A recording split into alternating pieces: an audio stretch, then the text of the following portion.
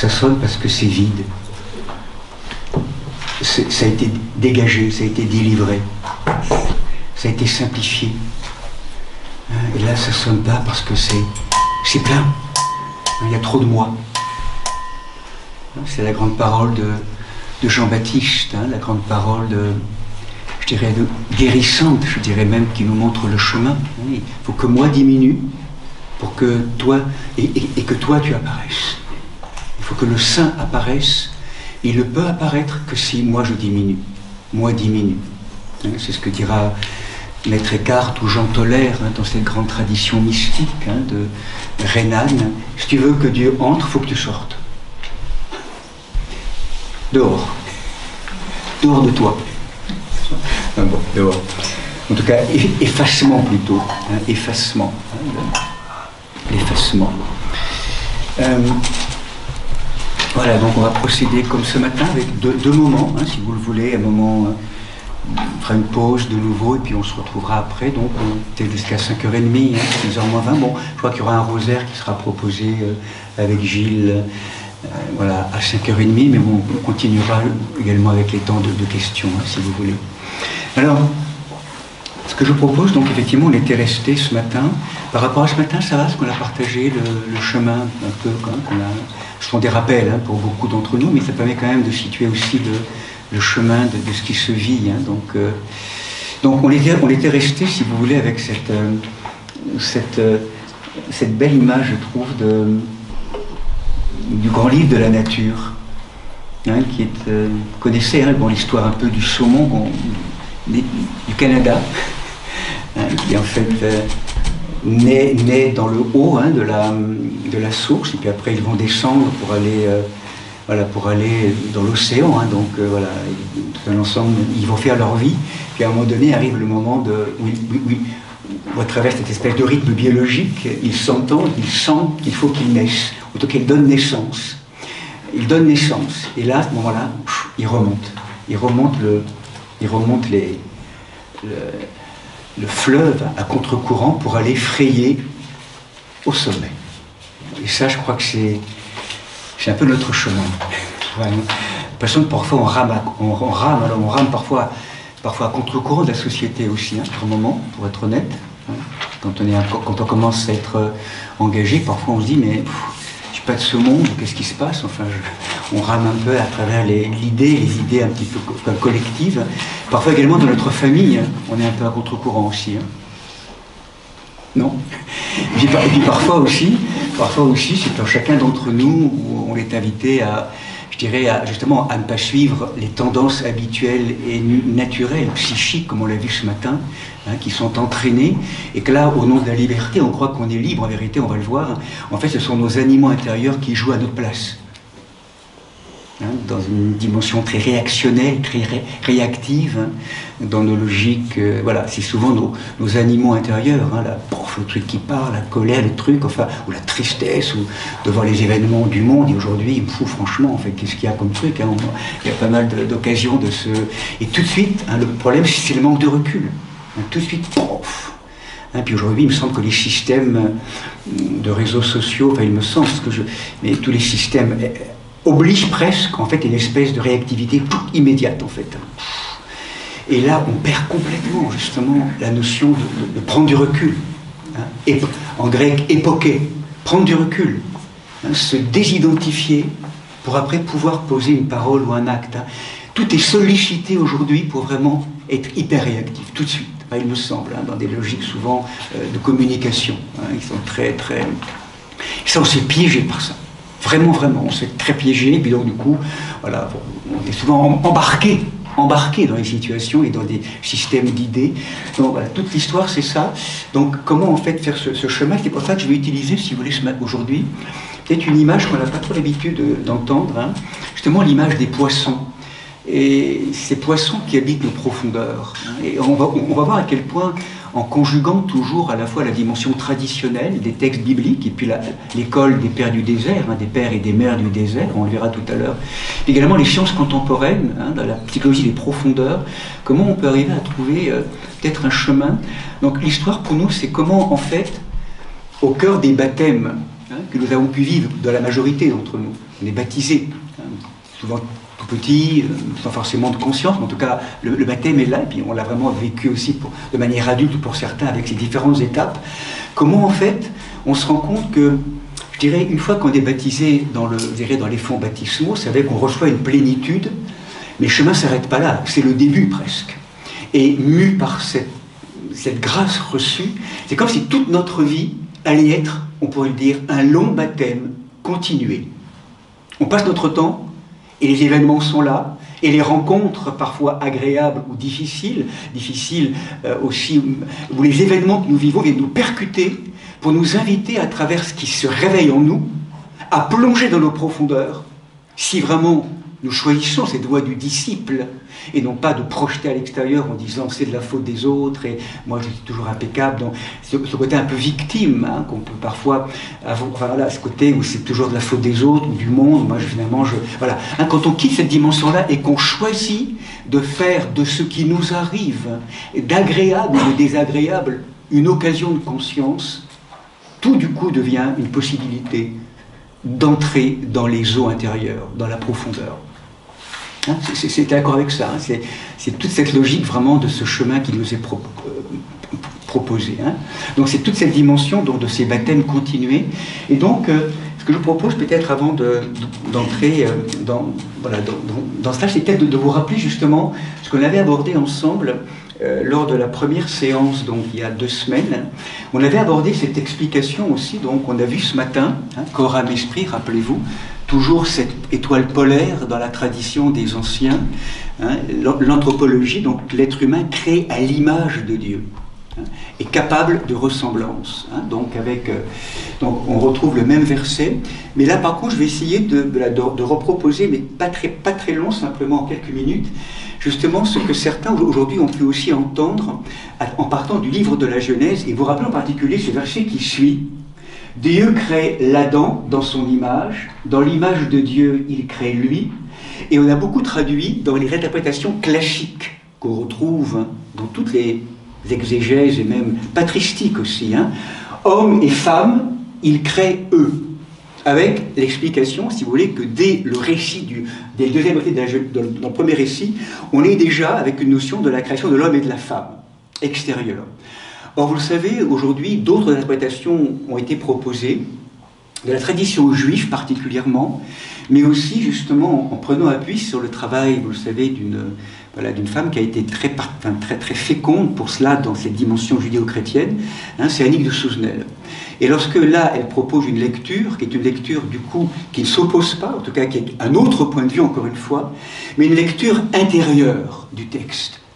Et que la Genèse n'est pas du coup une création extérieure simplement, mais c'est aussi notre propre création intérieure avec l'ensemble des matériaux qui vont constituer notre vie intérieure.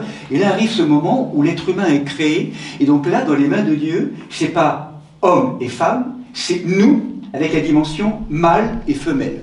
Chacun d'entre nous, qu'on soit homme ou femme, d'accord? Mâle et femelle. Explication donc, approche différente à entendre comme étant intéressante, vous allez le voir, parce que là on est au plus proche de l'hébreu. L'hébreu ne dit pas homme et femme, il dit mâle et femelle. Et ça veut dire quoi, être mâle ou femelle en hébreu? À travers justement la conjugaison de l'apport des sciences aussi, de la connaissance. Là maintenant, donc je vais faire quelque chose, voilà, ouvrir peut-être quelque chose d'assez particulier, peut-être pour certains, peut-être la première fois que vous entendez cela pour certains. C'est l'image en fait de l'être humain que nous sommes, mâle et femelle. Avec donc une image, bon, ce schéma est un peu ridicule, je dirais, c'est un bonhomme de neige, vous avez vu ici avec la dimension mâle et femelle. Mais on va un petit peu définir, même si c'est très, voilà, si c'est un petit peu faux, schématique, mais ce que ça veut dire qu'être mâle. Qu'on soit homme ou femme, être mâle, nous dit l'hébreu, c'est toute cette qualité, on pourrait dire, de conscience qui nous habite, de participation à la lumière, à une forme d'intelligence et de sagesse qui nous est donnée, une dimension, on le nommera en hébreu, comme si on faisait de la terre, du sec, en tout cas une qualité d'unité, de compréhension des situations, tout ce qui fait que nous vivons à partir de l'être conscient, de la conscience. Être mâle, qu'on soit homme ou femme, c'est cette qualité, on pourrait dire, d'accomplissement. D'accompli. Voilà. Les choses, on les connaît, on les a pris en main, ça maintenant je le sais, ça nourrit l'information et la sagesse, une espèce de, voilà, de conscience qui est là, des situations d'intelligence qui est là, de sagesse qui nous habite. Mâle. Le côté femelle, l'autre côté, c'est justement ce qu'on appelle en hébreu, et c'est beaucoup en lien aussi avec nos profondeurs, c'est une dimension qu'on appelle de ténèbres, mais pas les mauvaises ténèbres. Hein. C'est ce qui n'a pas encore été mis en lumière. C'est ce qu'on appelle l'humide, les eaux, hein, on le sait aujourd'hui, le symbole des eaux profondes. Hein, donc, c'est ce qu'on appelle également le multiple. Hein, il y a de multiples options, c'est que ça grouille. Hein. C'est ce qu'on appelle l'inaccompli en hébreu. Et c'est intéressant, et ça c'est la pensée hébraïque, qui, vous le savez, dans la tradition, dans la grammaire juive, de la langue hébraïque, il y a dans la grammaire, dans la conjugaison, en tout cas dans la manière, il y a des verbes accomplis et inaccomplis. Ce sont des temps. Et ça, on ne le trouve pas dans nos logiques cultuelles, plutôt occidentales. Accompli, inaccompli. Hein, non, l'hébreu pense beaucoup à travers quelque chose qui n'a pas encore été rencontré, pénétré, c'est inaccompli, et quand c'est rencontré, pénétré, ça devient de la conscience et de la lumière. Donc c'est ça le côté femelle. L'autre côté que j'ai à découvrir de moi-même. Avec une image toute simple, donc là, pardon, voilà, donc là, on va le voir, hein, on pourrait presque dire, de nouveau, que cette matrice, cette dimension femelle que nous sommes, c'est comme une structure, une matrice lourde, voilà, ce qu'on appelle cette dimension des eaux, une image trop figurative, je m'en excuse, mais ce fond d'océan avec les poissons qui sont là. Nos poissons. C'est le monde intérieur, notre animalité, je dirais. Et au milieu, satellisant les poissons, l'image, cette semence qui est déposée en chacun d'entre nous, qu'on appelle en hébreu le yod. Hein, je ne vais pas trop faire d'hébreu pour ne pas prendre pas trop la tête, enfin voilà, le yod qui est là. Et ce qui est intéressant, c'est que en hébreu, il y a cette sensation aussi que dans le fond de notre cœur, de ces eaux, hein, pour ceux qui connaissent un petit peu la mythologie grecque, hein, le dieu Poséidon de la mer, hein, il a le trident. Et ce trident, en hébreu, c'est très beau cette lettre, la lettre Shin. En fait, c'est une lettre très puissante qui est du feu. Le feu des profondeurs, le feu caché. Comme si ce feu, en fait, il vient, allez, faire bouillir les eaux par moments. C'est le feu du désir qui monte. Ce feu. Nous sommes dépositaires de cette lettre. Et ce qui est intéressant aussi dans l'idéogramme, vous l'avez vu, avec ces trois branches, c'est presque comme s'il y avait un arc. Et effectivement, en hébreu, c'est très intéressant, l'être en bonne santé, c'est comme si il y avait dans sa dimension intérieure un fils intérieur qui tient l'arc et la flèche, qui lâche en fait la flèche et qui va viser toujours quoi? Eh bien, la gloire de Dieu, Elohim, hein, qui est donc le Dieu extérieur, en hébreu, Alif. Donc, vous voyez, c'est comme si le Fils intérieur est toujours en lien avec la présence du Seigneur. C'est pour ça qu'on dira que quelqu'un comme le Christ, Jésus ou même Marie n'ont jamais péché. Ça veut dire quoi, pécher? Rater la cible. Ça veut dire que dans leur profondeur, leurs pensées, leurs paroles, leurs actions, quelles que soient les situations qu'ils ont vécues, ont toujours été alignées et en réponse à l'amour, à la vérité et à la vie. Toujours ce qu'ils ont proposé comme réponse était ajusté, aligné et visait la gloire de Dieu. Et nous entendons bien ici, qu'est-ce que c'est que le péché? C'est rater la cible parce que l'archer n'est pas placé en nous dans le lieu libre, mais au contraire blessé, voilà, on pourrait dire déplacé, et donc on rate la cible par nos pensées, nos paroles, nos actions. C'est ça le mot étymologique en grec, en hébreu, également en grec. Rater la cible. C'est une erreur de visée. On est désaligné, on n'est plus dans l'axe, on a quitté le chemin, et du coup, ça tire de tous les côtés, mais ça rate la cible. Hein, c'est ça vraiment étymologiquement la notion du péché. Donc, cette structure étant posée, les poissons justement. Hein, qu'est-ce qui se passe? Le verset qui vient après, dans la Genèse, hein, il y a encore une diapositive concernant la Genèse, on passera à autre chose. C'est un verset étonnant. Le verset qui vient après, c'est Dieu bénit. Il nous donne la bénédiction, hein, ce qu'on appelle en hébreu la beraka. Et il dit, soyez féconds, multipliez, emplissez la terre, soumettez-la, dominez sur les poissons, les oiseaux du ciel et tous les animaux qui rampent sur la terre. Bon, il y aurait beaucoup à dire au niveau hébreu. Mais vous le savez bien, ce mot, si nous l'entendons, donc la bénédiction pour croître, multiplier, remplir, conquérir, dominer, dans toutes les grandes exégèses que l'on connaît, souvent ça a été projeté à l'extérieur. Et là, ce verset a été utilisé à juste titre, si nous le projetons à l'extérieur, dans des historiens et écologistes comme Lynn White, par exemple, aux États-Unis. Ce verset, en fait, c'est vraiment, il caractérise le fait que la religion, on pourrait dire, ou la tradition judéo-chrétienne est écocide.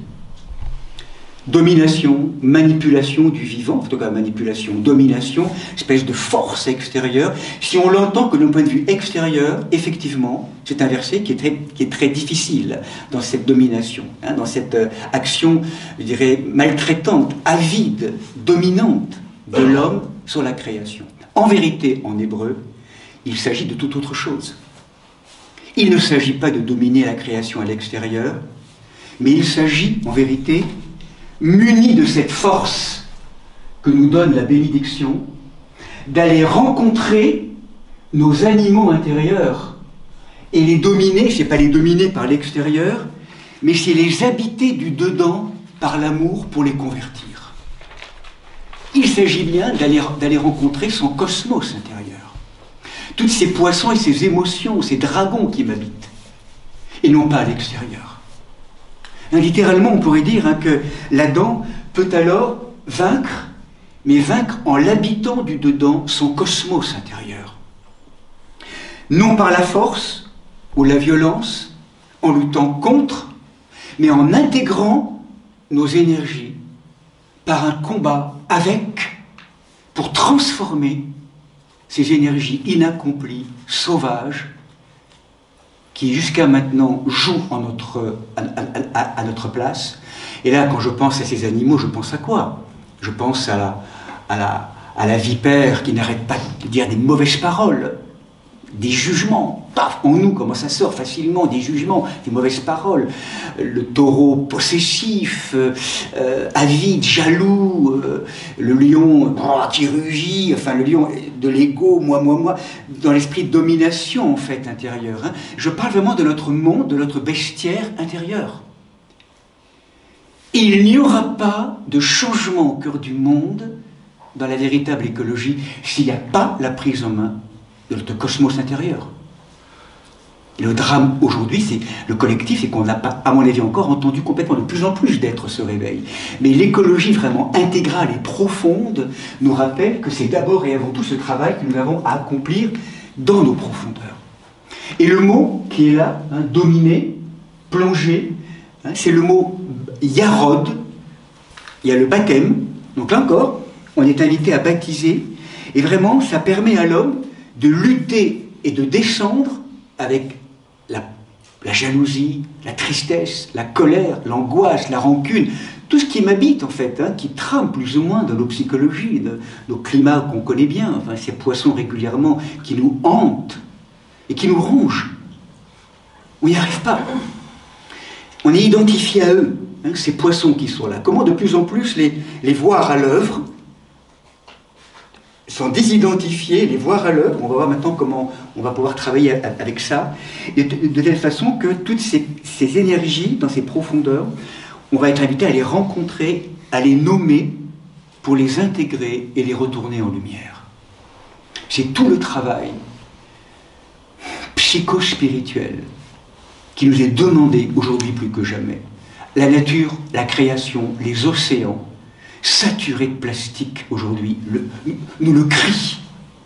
Prenez soin maintenant, c'est plus possible. Vous projetez à l'extérieur, dans une société de consommation qui est outrancière, dans la démesure, qui a oublié complètement la logique intérieure. Revenez à vous et travaillez, reprenez en main votre cosmos intérieur.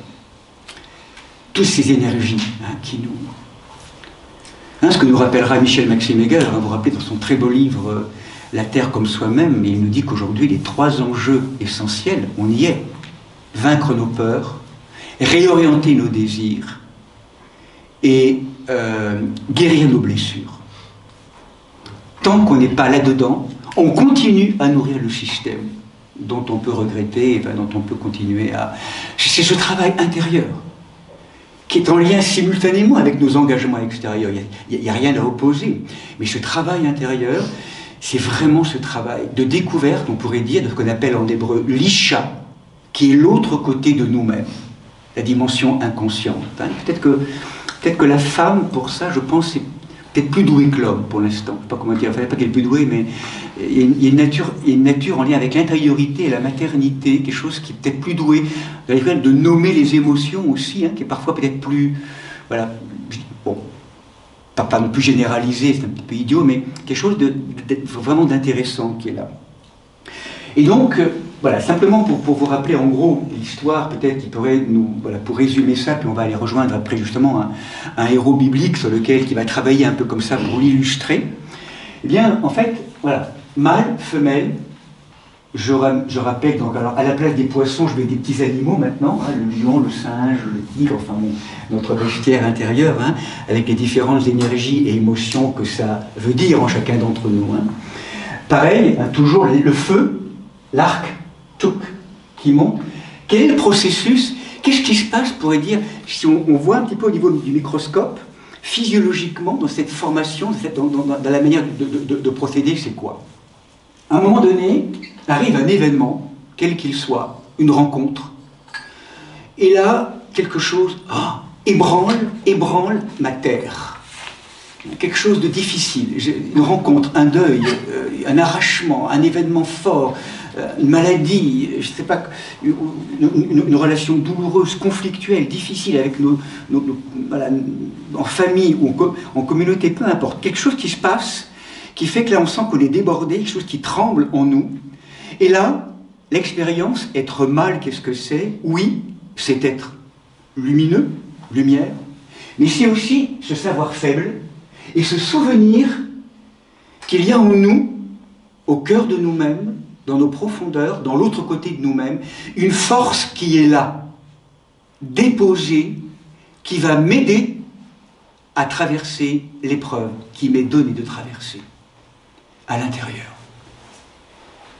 Plutôt que de projeter à l'extérieur le fait que c'est pas là. Il y a une situation, et donc là je vais découvrir, être invité à plonger, autrement dit, à aller interroger ce que j'ai à retourner en lumière au cœur même de l'épreuve. Quelque chose que je ne connaissais pas en moi, une jalousie qui apparaît, une violence qui apparaît, que je ne connaissais pas en moi. Comment c'est possible d'avoir pu dire quelque chose comme ça, d'avoir manifesté une telle violence, un tel mépris, une telle haine? C'est pas possible, qu'est-ce qui se passe? Et là, je découvre un lieu étranger en moi, que la situation, le frère ou la sœur, me permet d'objectiver. Sans cette situation-là, j'aurais peut-être jamais vu cela. Ou bien un désespoir, ou bien, vous sentez bien, les différentes énergies qui sont là, qui peuvent nous, une espèce de désespoir, enfin, qui peut être là, ou de colère, ou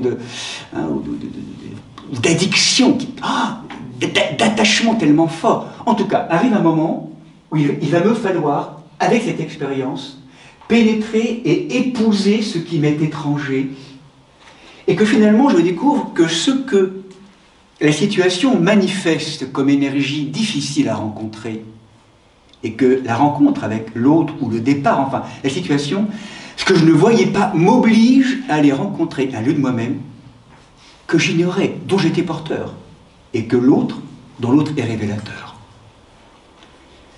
Donc aller rencontrer ce qui m'était étranger dans ce lieu de moi-même femelle qui en hébreu est comme un ventre, comme un trou noir avec ses énergies que je vais être invité à aller nommer. Et là voilà la descente, le baptême, dans l'eau inconsciente des profondeurs, pour aller pêcher le poisson. Le poisson qui me chatouille et qui me ronge là, tellement de colère par rapport à une situation comme ça. C'est pas possible avec telle ou telle personne. Pourquoi c'est ça me met dans un état d'énervement, un état je sais pas, c'est inconscient parfois dans ces dialogues, hein, d'inconscience qui peut se passer, ou de jalousie, hein, enfin ou de désespoir, ou de peur, ou de haine, ou de honte. Chacun sait, hein, ces poissons. Donc, qu'est-ce que j'ai à aller voir, Seigneur? Montre-moi, montre-moi, parce que c'est toujours avec toi, Seigneur. Moi, ces grands dragons, parfois, c'est impossible à rencontrer seul. Alors, on peut être accompagné thérapeutiquement, hein, psychologiquement, mais c'est vraiment parfois d'aller, ou ces angoisses, ou ces tristesses insondables qui m'habitent. Hein, parfois, je ne sais pas pourquoi, c'est toujours là. Hein, ou ces difficultés. Hein, il y a un lieu de moi-même que je ne connais pas, un point aveugle, que telle ou telle situation va m'obliger à rencontrer. Donc là, je descends, et là, à un moment donné, je vais aller rencontrer l'énergie, le poisson. Un exemple, volontairement, ce que j'ai mis là, hein, vous vous rappelez, cet extrait d'un livre magnifique, hein, qui est le combat de Jacob avec l'ange.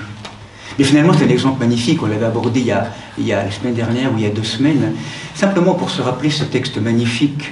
Hein, vous vous rappelez Jacob, celui qui de manière étonnante et rusée a dérobé le droit d'aînesse à son frère Ésaü. En fait, c'est une ruse divine. Parce que Rebecca, la mère, sait que c'est Jacob qui est dépositaire de la transmission véritable. Ésaü, Jacob correspondent en nous à ces 2 natures. Ésaü, l'homme animal extérieur, et Jacob, l'homme intérieur. Donc de notre vie actuellement, ce qui est souvent l'aîné, c'est tout ce qui est projeté à l'extérieur, l'homme extériorisé, on pourrait dire animal, et souvent l'homme intérieur est minimisé, est rabaissé, est petit. Là, à travers ça, Jacob dérobe le droit d'aînesse. Voilà. Alors, il y a toute une expérience après où Ésaü, s'en rendant compte, veut tuer son frère. Donc, pour calmer tout ça, Rebecca envoie Jacob à l'Orient, pour qu'il puisse épouser ces femmes, ou cette femme, Léa et Rachel, en l'occurrence symboliquement, aller épouser ses profondeurs pour trouver la force, pour assumer son droit d'aînesse. Et arrive un moment où il faut à Jacob revenir, parce que Ésaü arrive, et là on y est, Ésaü arrive fou de rage pour aller tuer son frère, bien des années après. Et Jacob, donc, voilà, cherche à amadouer son frère. Il a quand même maintenant donc, ces 4 dizaines d'enfants, Léa, Rachel, les servants, donc il a toute une famille qui est là. Et arrive ce moment bouleversant de la lutte où on découvre justement notre propos.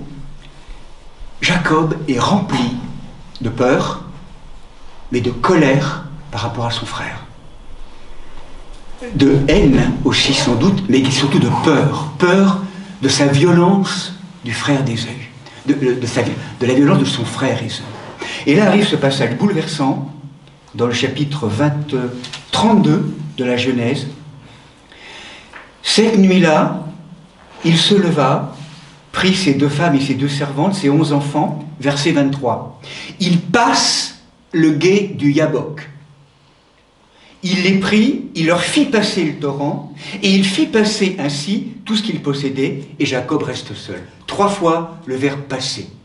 On est au cœur d'un texte qui nous signifie une Pâque, un passage. Un passage à un autre niveau de conscience. Et le mot Yabok, qui est là, avec en hébreu, c'est exactement les mêmes mots, les mêmes lettres qui constituent le nom de Jacob. En fait, il est en train de travailler en lui-même. Ce sont ses propres profondeurs qu'il est en train de rencontrer. Et là, quelqu'un lutta avec lui jusqu'au lever de l'aurore. Quelqu'un, Ish, le gardien du seuil, qui lutte avec Jacob. Et le mot lutter est intéressant en hébreu, c'est ce qu'on appelle un apax. C'est le seul moment de la Bible où apparaît ce mot, Yévek, de nouveau formé des mêmes lettres que le mot Jacob.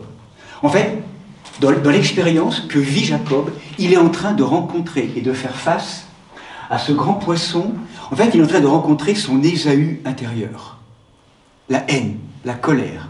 Il est en train de vivre et de plonger dans son expérience intérieure et dans tout ce grand poisson qu'il habite, de peur, de colère, voilà, peut-être de lâcheté qui est là, cette espèce de truc qui n'arrête pas de l'habiter, et son frère Ésaü approchant et le menaçant, une panique arrive. Il lutte avec lui-même, avec ses propres ombres. Et là, il faut un adversaire, hein, qui est l'ange, donc là, on pourra peut-être approfondir plus tard, parce que c'est peut-être plus... Voilà. Il y a un adversaire qu'il rencontre, qui est le gardien du seuil, c'est un ange intérieur, qui va lui permettre, en s'épuisant durant toute la nuit, à être littéralement mis en poussière. C'est le mot « lutter avec ».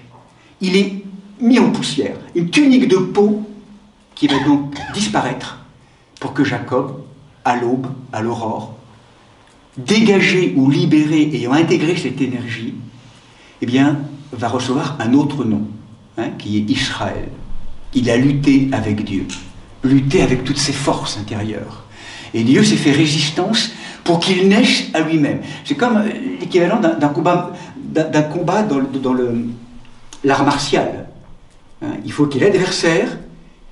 Sa fonction, c'est de révéler en nous toujours plus de force, de stratégie et d'intelligence. Mais si l'adversaire n'est pas là, je ne pourrai pas naître à ce qu'il y a de meilleur en moi. Il est nécessaire pour qu'à travers l'épreuve, le test, je puisse montrer, ou je puisse révéler, ou je puisse révéler en moi ce que j'ai vraiment dans le ventre, dans le cœur, dans l'intelligence. C'est la rencontre avec l'adversaire ontologique, celui qui est là pour nous tester et nous faire naître à une dimension autre de nous-mêmes.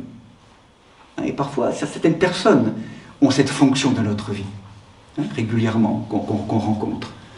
Et donc, alors, au cœur de ça, Jacob, vous savez, est blessé aussi à la hanche, hein, donc pour en dire beaucoup de choses, la hanche fait la grande articulation entre la terre et le ciel, hein, c'est comme si là, Jacob avait passé la porte des hommes, hein, symboliquement, et c'est comme si en même temps, il est plus connaisseur, et en même temps, on pourrait dire qu'il est plus en lien avec la grande boîterie du monde. Je ne sais pas comment dire. Et c'est chacun d'entre nous aussi. À chaque fois qu'on vit une épreuve et qu'on la traverse, je pense en particulier à ces moments de grande traversée, de maladie par exemple, qui nous poussent, qui nous font descendre dans des extrémités, on en ressort à la fois plus libre et parfois plus fragile. Je ne sais pas comment dire, plus humble, plus en lien avec la blessure du monde, avec du collectif. Quelque chose qui nous a rendu plus humble. Enfin, c'est un des aspects peut-être de cette boîterie aussi, hein, d'être en lien avec la boîterie. En tout cas, extraordinaire, quelques versets après, Ésaü arrive, donc effectivement, Jacob se prosterne devant lui, bon, 7 fois, donc je pense qu'il y a quelque chose qui est en train d'être signifié, comme s'il était en train de signifier un rituel particulier, et Ésaü, courant à sa rencontre, le prit dans ses bras, se jette à son cou et l'embrassa en pleurant.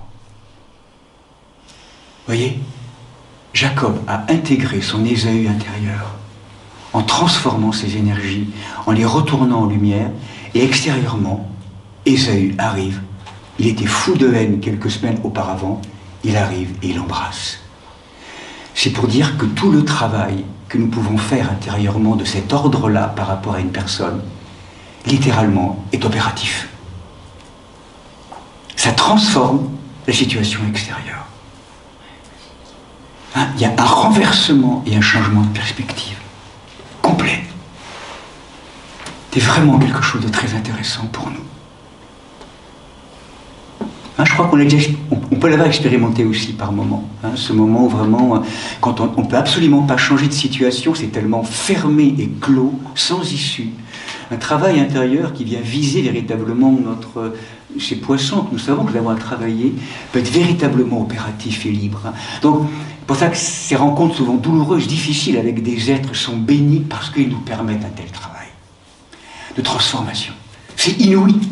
Hein, c'est presque du travail d'alchimie psychospirituelle. Quelque chose qui se transforme en or. Hein, le plomb est transformé en or, hein, dans un autre langage un petit peu différent. En tout cas, Jacob, on peut lire dans cette histoire, a réussi à pêcher le poisson. Ça veut dire qu'il a fait de la conscience, une nouvelle terre apparaît, et ça veut dire que progressivement, la semence de l'arbre qui est là, rappelez-vous, la semence, progressivement, à la mesure où on fait ce travail de transformation de nos poissons, eh bien, le tronc de l'arbre apparaît.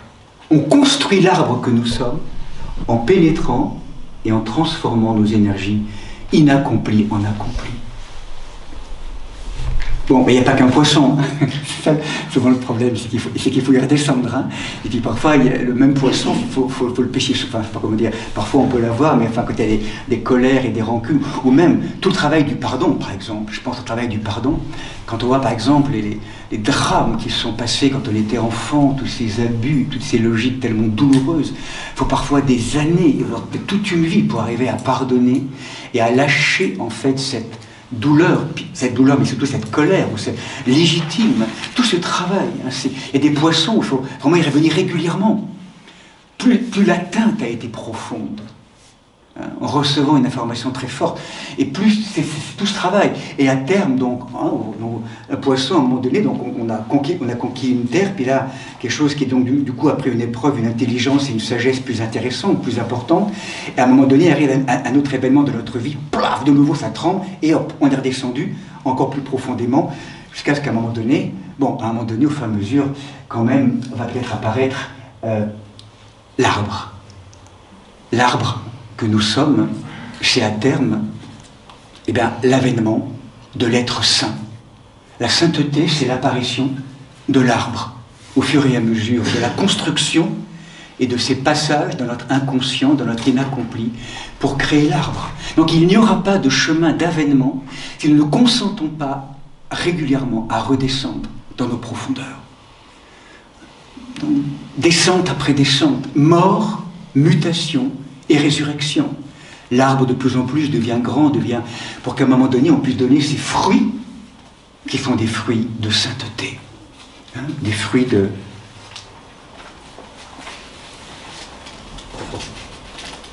Ça va? Bon, c'est peut-être un peu nouveau, hein, peut-être pour certains d'entre nous, ce langage-là qui est associé à la fois à la dimension traditionnelle et en même temps aussi intérieure. Donc, s'il y a des questions, on les gardera pour la fin. Simplement, peut-être pour terminer en tout cas avant la pause, justement, une histoire très intéressante, il me semble, d'un homme, justement, et qui, parce qu'il n'a pas pris le poisson en main,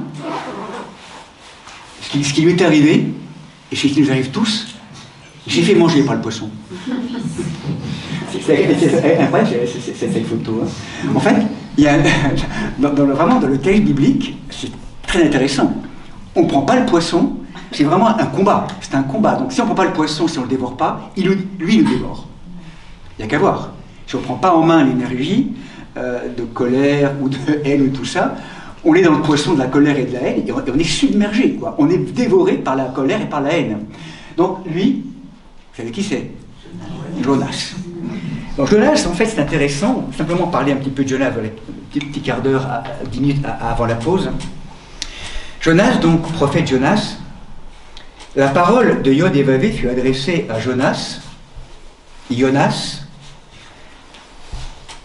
et c'est intéressant d'ailleurs, le mot de Jonas en hébreu, hein, vous savez que Yona en hébreu, c'est la colombe. Hein, Yona. Hein, c'est beau, hein, c'est la colombe. Mais, ce qui est intéressant aussi, c'est qu'avant d'être colombe, il y a les 3 premières lettres en hébreu qui veut dire qui est Yawen. Et Yawen en hébreu, c'est le limon, c'est la boue. C'est moins beau. C'est moins beau. C'est moins beau. Non, en même temps, c'est beau parce qu'en même temps, ça veut dire que pour avoir la dimension de la colombe, ben, il faut aller plonger dans la boue. Dans les profondeurs, hein, dans cette dimension de Jonas. Et donc, du coup, c'est ça que ça veut dire aussi son nom. Hein, c'est un prophète, bon, très belle histoire, on va peut-être simplement en dire 2-3 mots, pour justement déjà commencer à comprendre aussi, vous allez voir, c'est un petit peu en lien avec ce qu'on a partagé déjà. Jonas reçoit une information du Seigneur, du vivant. Lève-toi, va à Ninive, la grande ville, et annonce-leur que leur méchanceté est montée jusqu'à moi. Donc Dieu interpelle le prophète et il demande à Jonas, comme tout prophète, de se faire un peu comme la caisse amplificatrice. Hein, le prophète, c'est celui qui est à l'écoute de la parole créatrice, et face à un peuple perdu, égaré, complètement identifié et dans les marécages des grands poissons, on ne comprend rien, on vit complètement de manière automatique, on donne tout pouvoir aux grands poissons qui nous habitent, pas de conscience éclairée, le prophète vient réveiller. et dire maintenant, ça suffit, retournez-vous. C'est la parole du prophète. Bousculante, gênante, elle vient nous rappeler au travail. Et régulièrement, le prophète revient. Hein, nous sommes dans les sociétés, voilà, où aujourd'hui, il y a aussi des paroles prophétiques qui ont été données ou qui sont données dans un moment, un monde qui a oublié, qui a déserté. C'est la parole de Jean-Baptiste, on le reverra demain. Hein, c'est repentez-vous, retournez-vous. Hein, donc c'est la parole du prophète. Et là, Jonas se mit en route pour fuir, loin de Yod et Vavé. Aïe, aïe, aïe. La pétoche, il a peur de ne pas y arriver, ou il a peur, ou il doute, ou voilà, ou il est lâche, la lâcheté. Quelque chose qui fait que Jonas, il ne veut pas. Il ne veut pas. Il ne veut pas, il a entendu, mais il ne veut pas. Donc là, ça veut dire qu'il va donner toute procuration à ses animaux intérieurs, hein, parce que je pense que ça l'arrange en fait. Hein. Et là, eh bien, il descend donc loin de Yod et Vavé à Tarsis, donc peut-être tout un ensemble de mots hébreux intéressants. Rappelez-vous, il va payer son passage et s'embarquer dans un bateau. Arrive un vent violent, et donc il va également témoigner de son expérience aux matelots qui sont là. Puis arrive un vent violent, quelque chose de terrible, les matelots prennent peur. Lui, Jonas, pendant ce temps-là, il est descendu au fond du bateau et il dort. Donc tout un travail également intérieur qui s'accomplit. Et à un moment donné, il est tiré au sort, et finalement, il dit donc, qu'as-tu fait là donc, que te ferons-nous pour que la mer s'apaise pour nous? Il leur répondit, prenez-moi et jetez-moi à la mer, et la mer s'apaisera pour vous, car je le sais, c'est à cause de moi que cette violente tempête vous assaille. Et ça, Jonas, il prend conscience que ce qui se passe là, c'est lui. Donc ça veut dire, première leçon, que lorsqu'on ne fait pas vraiment l'œuvre du Seigneur dans nos vies, autour de nous, ou en nous, la tempête est là. Ça bouge. Cette énergie est là, on ne l'a pas entendue, elle tourne en rond, elle se tord, elle veut vraiment avoir son chemin. Donc du coup, ces tempêtes qui sont là, si on ne répond pas véritablement à l'appel du Seigneur, ça peut être très tempétueux pour nous, pour la famille et pour le collectif. C'est ça que ça veut dire aussi. Si on ne répond pas au Seigneur, à cette injonction, il y a la tempête. Jonas découvre, à l'issue de son sommeil, que c'est clair. On est en train de vivre les conséquences de l'acte posé qui a été la fuite. Et ça, souvent, remarquez-le dans nos relations, comment, à un moment donné, on sait qu'il aurait fallu parler face à une situation donnée, on ne parle pas, et après, quelques jours, quelques semaines après, paf, une tempête qui déclare, enfin un truc où ça rhume, enfin, de ce côté de colère qui est là, parce qu'on n'a pas parlé. Et dans la non-parole, hein, où on cache, où on fuit, le diable se régale. Hein. Bien sûr que la parole est aussi à la poser de manière intéressante et discernante. Mais vous voyez, ces lieux là où on sent qu'on aurait dû parler, j'ai voulu éviter le conflit, j'ai pas voulu te faire du mal, etc. Mais en vérité, si on ne fait pas comme ça, à un moment donné, ça va nous retomber dessus. Et quelque part, il y a un truc encore plus explosif qui va apparaître, parce qu'on n'a pas vraiment écouté ce qui nous avait habité comme intuition à un moment donné, peut-être. Ah non, être à l'écoute aussi de ça, et qu'on laisse souvent pourrir des situations qui peuvent être des situations qui peuvent beaucoup s'envenimer dans nos relations, par peur, par lâcheté, ou peut-être par doute aussi, hein. Tout ça, c'est mystérieux. En tout cas, Jonas, très clairement, Yod et Vavé fit qu'il y eut un grand poisson pour engloutir Jonas. Donc Jonas est là, projeté dehors, dans l'eau, et là, Jonas, il est dans le poisson. Il n'a pas pris le poisson en main, donc c'est lui qui le dévore. D'accord? Ça peut nous arriver, ça aussi, hein, souvent, non? Les colères, les rancunes, enfin, on est, excusez-moi l'expression, mais on est rongé, on est rongé par un grand poisson, je crois que la colère, la rancune, hein, dans les communautés, dans les familles, dans la société, enfin, ce qui se passe aujourd'hui en Terre Sainte, entre la terre juive, la terre israélienne et les bandes de Gaza, mais aussi en Ukraine, c'est de l'ordre de ça. Des poissons de colère, de rancune, de haine intestine depuis tellement tellement de générations. Et on ne s'en sort pas. Et on est rongé. On est rongé, on est pris en main. Et on donne tout pouvoir au grand poisson. Mais c'est intéressant, c'est que Jonas, donc, demeure dans les entrailles du poisson 3 jours et 3 nuits. Les entrailles, en hébreu, ce sont donc les intestins. Et c'est intéressant, il faudrait développer tout ce mot de l'intestin en hébreu. En tout cas, c'est un lieu très particulier, vous savez, en tout cas pour nous, les intestins. C'est un lieu à la fois où nous digérons dans les entrailles. En tout cas, Jonas digère tous les détritus ou tout ce qui peut, je dirais, tous ces... On pourrait dire que la fonction de l'intestin, c'est de faire le tri entre le subtil et l'épais.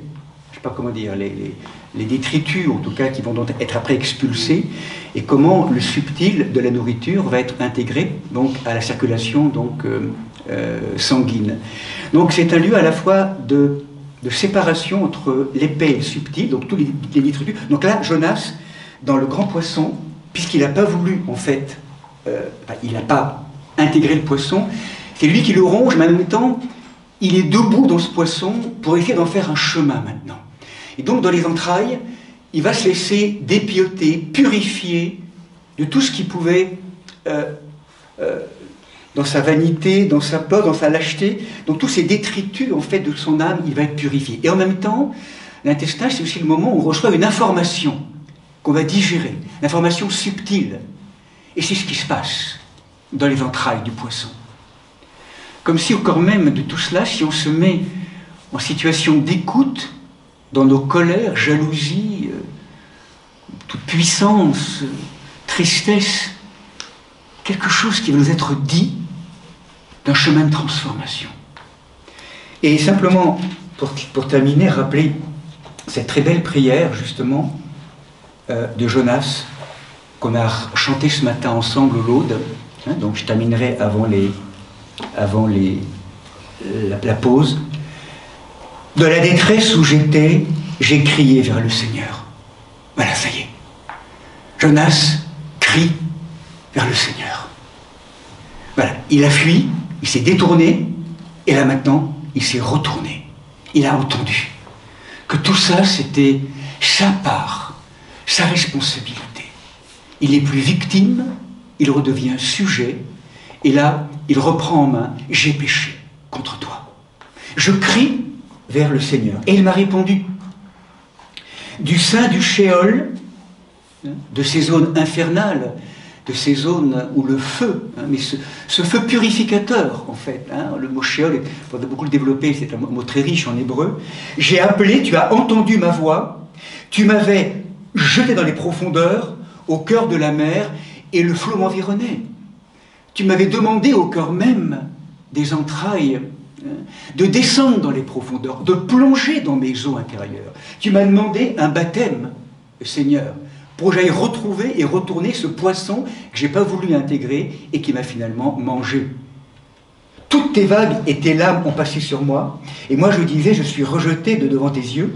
Pourtant, je continue de regarder vers ton saint temple. Cette orientation désormais. Voilà. Et là, Jonas, les eaux m'avaient environné jusqu'à la gorge, l'abîme me cernait, l'algue était enroulée autour de ma tête, à la racine des montagnes j'étais descendu, en un pays dont les verrous étaient tirés sur moi pour toujours, mais de la fosse, tu as fait remonter ma vie. De la fosse de la mort, tu as fait remonter ma vie. Celui qui nous ressuscite, celui qui vient nous tirer de là, c'est pas nous. C'est le vivant. Lui, il est passé, et moi désormais dans mes entrailles abyssales de tous ces esprits qui m'habitent, c'est lui qui vient me sortir de l'enfer, qui m'a donné la vie.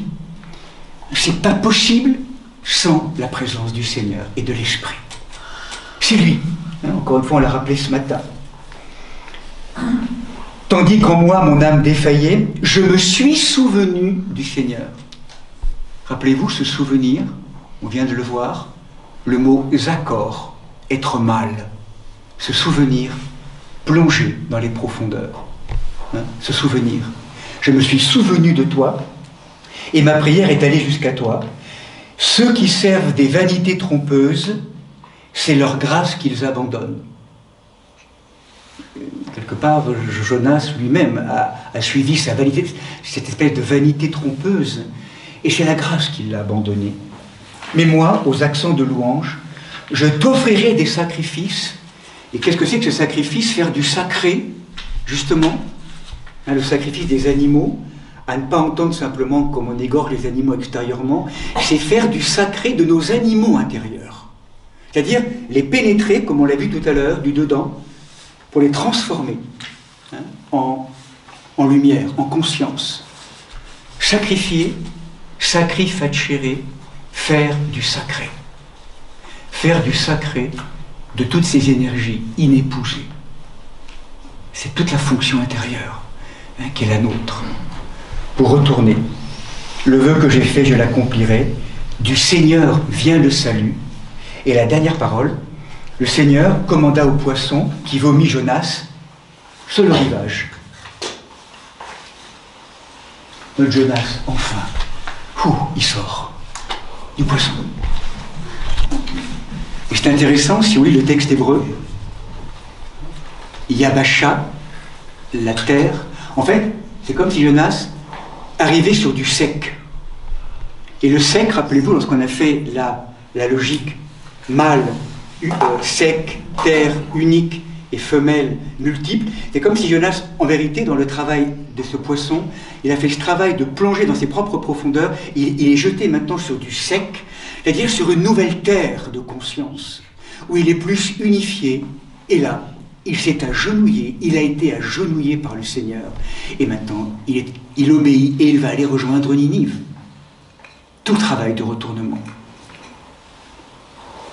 Donc c'est vraiment tout notre travail, je ne sais pas si vous entendez, tout ce travail d'alchimie intérieure, hein, de transformation, passer de l'inaccompli en accompli avec le travail des poissons hein, qui sont là, très très inscrits dans notre... Bon, ça va, c'est la pêche, hein, on va à la pêche, on est pêcheur en même temps, bon pêcheur, mais oui, ça pêcheur, on sait, mais en même temps, c'est aussi, vous savez, c'est étonnant, mais c'est quand même pas étonnant que Jésus ait quand même choisi les pêcheurs, dans les lacs de Tibériade en fait, hein. C'est toujours les pêcheurs, ils vont ramasser les poissons dans les lacs, dans le lac, mais quelque part, hein, cette fonction de pêche, de pêcheur, c'est notre vocation aujourd'hui, vraiment. Il me semble, hein, en tout cas très profondément. Et voilà, et je crois qu'aujourd'hui, les grands événements du monde que nous vivons, qui viennent nous percuter, nous invitent plus que jamais à la pêche des grands poissons, pour ne plus nourrir, ou de moins en moins nourrir, hein, ce que le collectif encore de l'humanité porte tellement. C'est vraiment un engagement aujourd'hui. C'est pour ça qu'on est là. C'est l'invitation à une révolution silencieuse. Cette révolution, c'est la plongée dans nos eaux intérieures, aller rencontrer ces poissons pour les retourner, pour les convertir, pour les prendre en main, on va le voir après la pause, et pour les offrir au travail du Seigneur et de l'Esprit, pour qu'il les transforme. Voilà, je propose de laisser la parole en suspension.